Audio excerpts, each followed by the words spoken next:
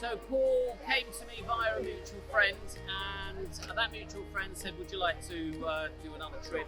But this time it's across the Atlantic with a guy that I know who's as nuts as you are. And I thought about it and I said, there's another one in Newcastle who's nuts as well? Yes. So that got us on our pathway of meeting with each other. So we arranged to have a cup of tea.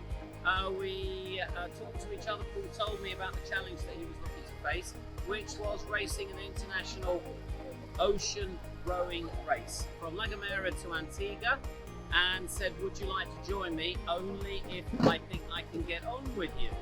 Over another cup of tea, and then we had a bit of a paddle out. He said, yep, I can have you on board. He's a skipper.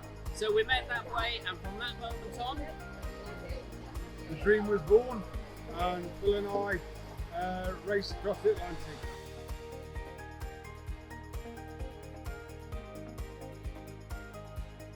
You can see from the picture here, this is the picture of the finish. Great picture taken by Neve, and she just happened to be with, at the time, her husband at Antigua. Unbeknown to us, we came across the finish line, that's what we looked like, and they had been holidaying in Antigua. They heard about us coming in, decided to get into a boat and come out and see what was going on. Took a great photograph and then felt inspired.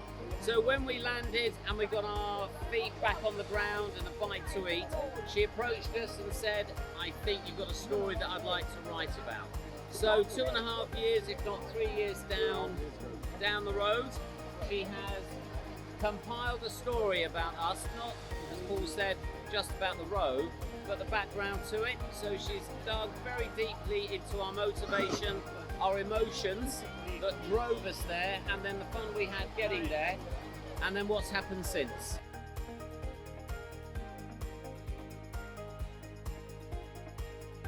What we wanted to show people, you haven't got to be an extraordinary person to do something extraordinary.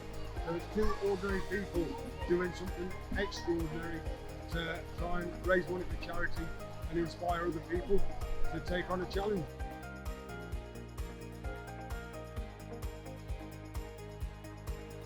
It is a story of emotion and motivation.